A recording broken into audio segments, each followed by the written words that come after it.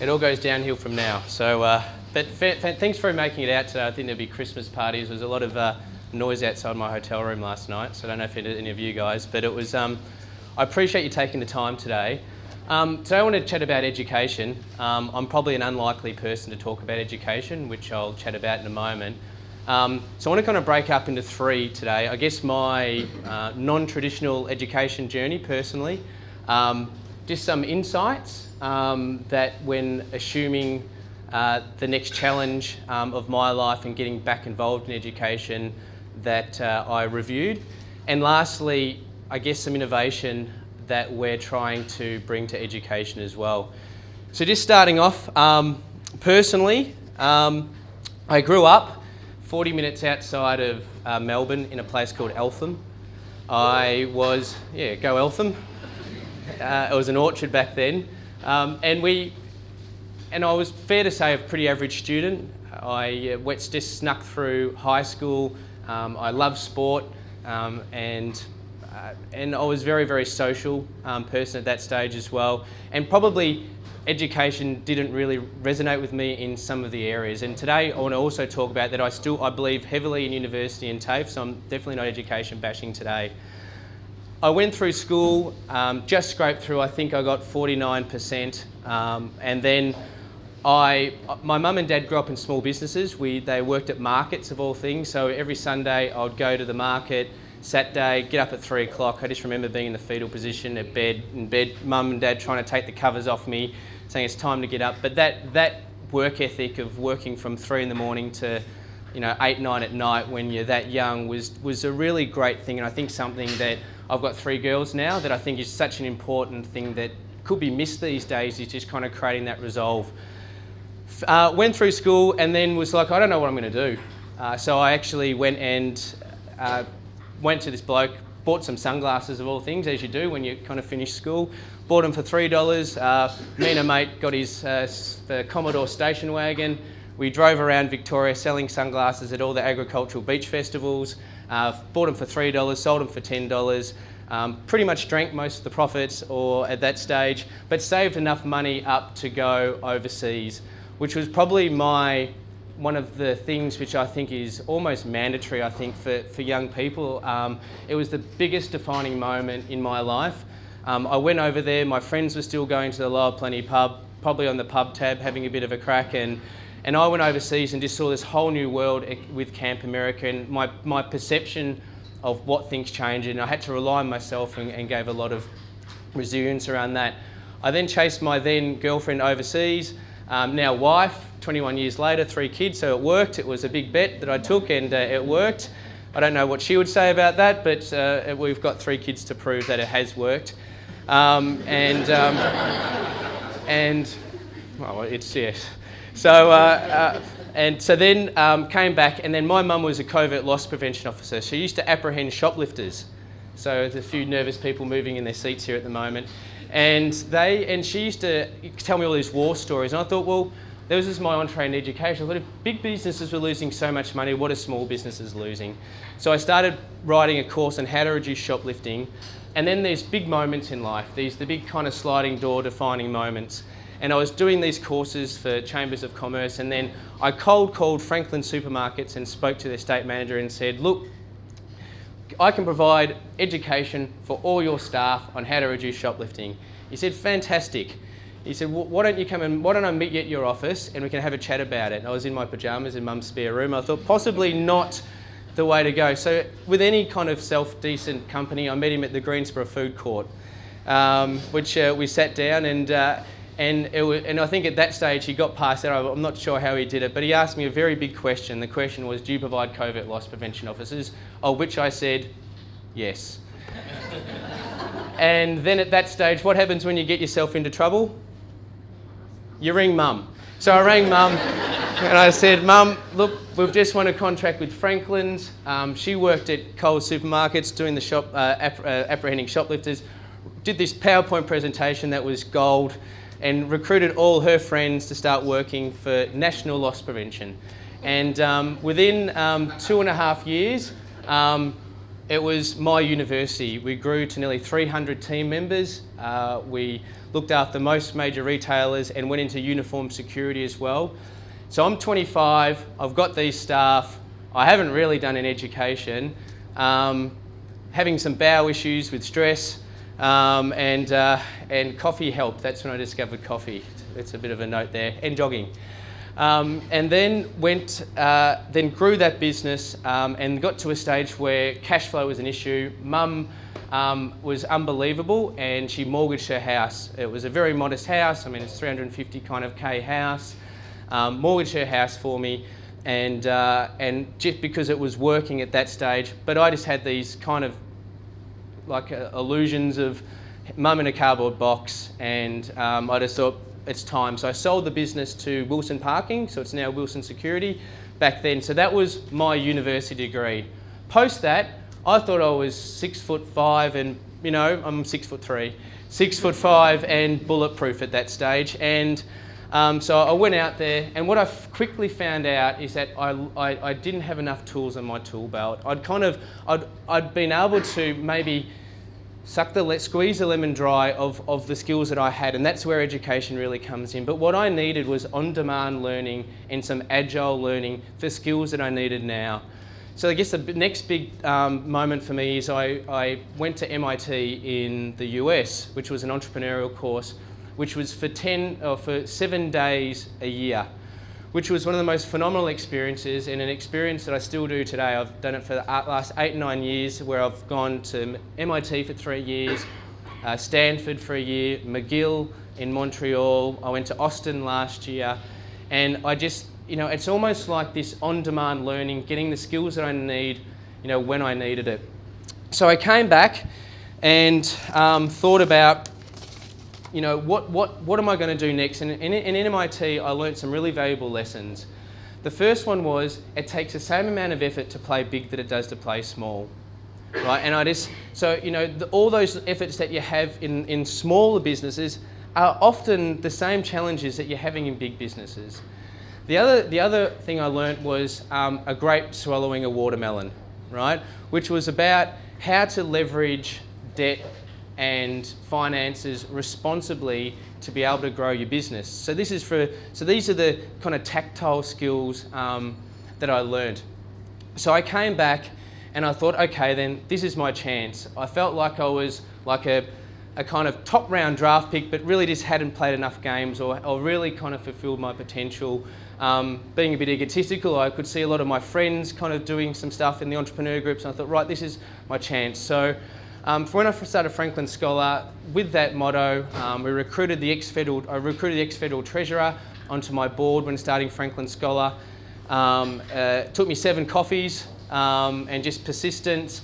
I got Westpac as a shareholder, and set about looking at what the problem was. And the problem was providing education across Australia for large organisations, consistent but also innovative in a whole range of areas. I'm not going to go into masses of details around that today.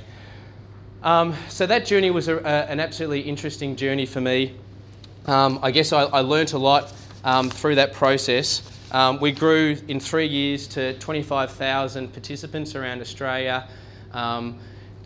Grew this amazing team of, you know, and there's a great YouTube video from Simon Sinek. It says it starts with why. Has many people seen that? You know, and it's not what you do or how you do it, it's why you do it. And there was some great, like we actually did things like for every training hour we would donate money to build schools in India. So we built 2 schools in India. And our team at the end weren't talking about what we were doing from an education perspective. They weren't trainers. It's a barbecue test, you know. We're not trainers. That wasn't, if anyone said they were a trainer, then we'd failed, right? But we were there to kind of help people, and by demonstrating that with the iIndia project, we sent our staff over there to work there. It just changed the whole culture of our business. So sold that, and the reason for that one was selling, and was, being honest, is that I was all in. So Rach and I, we sold the house, we put the house into the business. Again, you know, there's times in life where there's the big bets, you know, like you just got to, you know, back it in, but then people think big bets is sometimes reckless. It wasn't reckless if it's calculated and you understand the downside and the upside, and we're growing, and it was the right time to do it. But at the same stage, 3 kids, you know, and just looking, 3 little girls, and looking at Rach and not having a house, and it was an emotional time, and we sold to Kaplan in 2011. Now, gets to the education part. So at that stage then, seeking opportunities, a lot of the time, you know, in opportunities, we'd be very, very reactive to what's kind of coming at us. You know, you go, if someone says, I'm looking for a new business, they go out and have 100 coffees and saying, I'm looking for a new business, right? Or those types of things. Whereas what I kind of learnt out of, I guess, the experience was that you need to kind of go from a macro level, look at macro issues and say, right, where are the big challenges out there? So when I was looking, I looked at education, I looked at agriculture, I looked at healthcare, but then I landed back on education. And there was a few reasons why I landed back on education. And I'm just going to go through some of them now, which are the challenges. Firstly, if we went into a coma, like if someone went into a coma 100 years ago and woke up today, they would wake up and they'd go, my God, there's someone typing on this bit of glass. You know, there is these amazing tin things driving around out there. And they'd go into a classroom and they go, I actually feel relatively comfortable in here. It's a bit like what it was back then. So a lot of the challenges of that is that things potentially haven't evolved. We created a system that was suitable for maybe 100 years ago, but actually is it suitable for today? The other challenges was we make decisions based on the rest of our life for a career. So you've got a career counsellor at school who sometimes has just lost the lottery, who has to actually do it, being honest, right? You're the career teacher this year, fantastic. Bugger, right, and then they're the people that are guiding people into the next stage of the career. And then they've got to commit to 4 or 5 years of study based on that amount of information. It's like going on a date, right, and then getting married the next day. And you know that little endearing laugh at the start that you go, oh, that's cute, by the end of it you want to rip your eyes out? That could be the decision that you make when you find yourself waking up in that course, because we haven't got the right information available to us. Community expectations. You know, your mum and dad have grown up in this kind of era where, you know, being a lawyer, an accountant and a doctor is where they want to boast about at barbecues. Now, we need doctors, we need accountants, right? But do we actually... We don't need too many more lawyers, but no, we do. But what is it? But the child themselves, or the aspiring person for their career, that may not be the right thing. But the community expectations are that they're the industries to go for. So we need to start educating. You know, that these emerging industries. You just go on to Seek at the moment, and you look at UX designers, right? How many actual and how much money that a UX designer actually could get towards a person that gets into law, you know, and then gets into a firm, has to work their backside off, who doesn't really like it, then they get to partner level, they're doing 80 hours. Like, there is all these emerging industries. You know, a lot of the jobs, I'm not gonna, you know, we can say it, my co-founder, David Trainor, talked to his blue in the face around it, is around, you know, most of the jobs haven't even been created yet. So we need to change the community expectations around it, and that's our responsibility as well. Is the current system actually providing job-ready people? Tractor was born with Simon and Flynn was born out of people that were finishing education that weren't actually job-ready.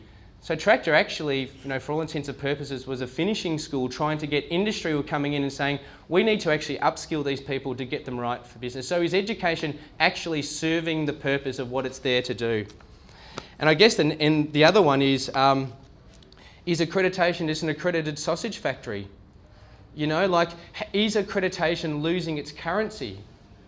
You know, so for example, an MBA, all right, used to be something everyone used to be aspiring to. Now you can get an MBA, and MBA was about if you're in a business and you're trying to advance your management skills. Now I can sign up and do an MBA tomorrow, right? And I might not have even started in a business. So using that, is education now about commoditising rather than actually educating? And the other thing is, are we creating supply and trying to retrofit demand? So we've got this conveyor belt of students coming off the line, and then they're like, right, you go now and find a job. Yep, no worries at all. So we need to start putting the demand at the front. Will there be a day where we actually have the organisations and institutions, employers at the front? Maybe they employ the person before they actually start the education process, and we're there to do skills, so it's more about attitude and a whole range of different things that they aspire to. So do we need to look at things differently? And the next thing is, are we teaching real life experiences? We've got a school called B School, and the biggest learnings that our students are getting out of it at the moment isn't how to read a balance sheet or a P&L. It's those experiences of people that have been there and done that. Those kind of tactile things where you've been staring at the wall. It's about those mistakes. I mean, you know, at the moment it's pass fail, but life isn't like that. It's about all these experiences and making mistakes. So it kind of gets on, I guess, to the way that Republica, and we're not saying that we've got it right, but some of the three things that we've kind of looked at about maybe redefining education. Again, we're evolving very, very quickly, so definitely not preaching. And one of them is, our view is that brand is going to be as powerful as accreditation, right? So, you know, creating colleges, our philosophy is we want to create colleges that our students want to wear, right? And what does that mean? We've got a school called Beauty EDU, and we've got 35,000 people following us on social media, right? Within probably 5 months.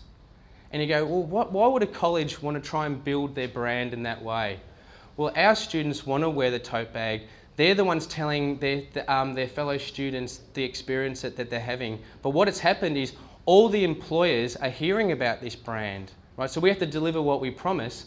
So when they go out, and we're seen as the industry provider, when they go out for a job, Beauty EDU brand can stand side by side with the accreditation as well. We've got all the beauty product companies just trying to swarm over us at the moment as well. So do we need to be treating our students as consumers again? You know, what are they buying into? Like, brands help define to the world who you are, right? How are we as education providers actually helping them define themselves? And by doing that, we attract the right teachers because they define themselves with the brand as well. The Beauty EDU next year, for example, has sold out, right? We're a 6-month business, it's sold out. Yet the TAFE down the road has filled 6 places, okay? And that's not that TAFE is doing anything wrong, but people are wanting to buy different things at the moment as well. And I think that with universities and with TAFEs, everyone's got to stay in their lane, right? And we've got to be thinking around what the consumer wants. Curators rather than educators.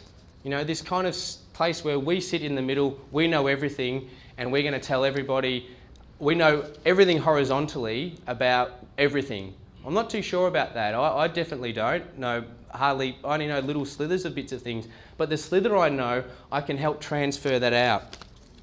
So if you look back in the day, it used to be the master and the apprentice. You know, you used to sit there and the master would kind of give all the information back to the apprentice. Is that what education was really built to be? So taking that, we've taken a step further, and again, it was inspired by Simon with Tractor, with B School. You know, finding 8 entrepreneurs and doing a business course where they're transferring their specific information directly to the learner. It's about the tactile stuff, but it's also about all the life lessons that they've got. So the other thing is by getting industry involved, which is what happens. So if we're bringing industry at the moment with demand, is they're sitting at the back, we're pumping out students, then industry go, right, I'll try and pick the right ones. With industry getting involved and actually being part of the teaching, what happens is you're providing future-proof draft picks for them. They want to get involved. They want the very best talent. So we need to create a platform. So we need to be curators rather than educators, creating a platform that industry can opt into. They can help transfer their skills ready for the next generation of students. And then the students can pick that up, they're up to speed, and then they can move back through. Whereas at the moment, everyone's chunked in kind of staying in their lanes with it as well. So maybe education providers now need to view themselves as a record label. I know, maybe it's a unique way of looking at it, is that our job is to manage talent. Our job is to manage people with knowledge and help them best transfer their information to the aspiring learner, and then creating systems and processes around that to have the very best learning experience. The next part is build your own education. We kind of go in there, it's 4 years.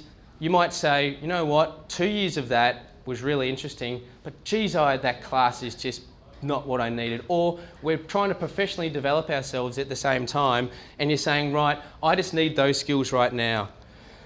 Some of the interesting things that we're trying to do at the moment with B School, for example, are the 8 entrepreneurs. We're actually now, you can choose your model, you can choose your unit, but you could choose from 3 different entrepreneurs to actually develop, to actually provide that unit to you. So rather than this is exactly what it is, could you actually build your own course based on what it is? Tractor at the moment is launching a double diploma where it is about building a double diploma based on what job you want. So one size doesn't fit all. I want to do this job. Can I actually grab these things, put it together so I can actually serve that up and provide the right thing as well for me?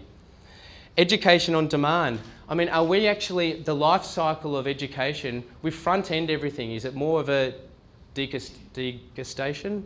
You know, you'll be kind of having it and we're taking it over a longer period of time and taking the skills that we actually need. And maybe we just need to think about that. And learning by doing. You know, just by kind of sitting around and listening to lecturers, that's fantastic. Again, another innovation we're trying is that we've got to, when you do the B School, you become the virtual CEO of a company and you are applying what you learn into that business. With Tractor, you actually are working and you're doing client briefs. In Beauty EDU, we've got a salon that will make you cry. It is absolutely beautiful. I'd argue that it was one of the best interior designs going around, so that the students go in there and they're proud to actually work it and they're inspired to actually do it. So I might just kind of finish off today and just by saying that, you know, have we as education forgotten that the student actually is the consumer? You know, that we need to treat them that way again, and we need to create experiences for them and create inspiring spaces for them to actually learn and want to be in that. Do we have to refresh and think around brand, around what we're actually providing as a brand for education and for people that want to kind of wear that as well? So I guess we're just at the tip of the iceberg. There's some amazing things happening around the world.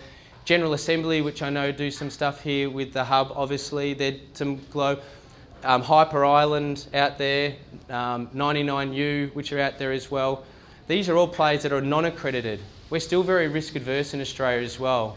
So everybody still wants to have that accreditation. But is there a time where accreditation is like maybe what Bitcoins might be in the future? I don't know if anyone's view on Bitcoins. I watched a documentary on it the other day. It's very interesting. But maybe there's a whole new level of accreditation in the future. So I guess hopefully, you know, leaving today just kind of shared a little bit about some insights, a little bit about how we're trying to be innovative, and a little bit about you know, I guess my story being a non-traditional educator, and hopefully you have some experience with some of our brands, and if they're positive, we would love to know, and if there's things that we can improve, we want to know as well. So hopefully it's been helpful to a degree. I've landed directly on 25 minutes, which I'm very proud of myself for. I normally will babble on for hours, so thanks very much, but definitely open to questions if any have got any. So thanks very much.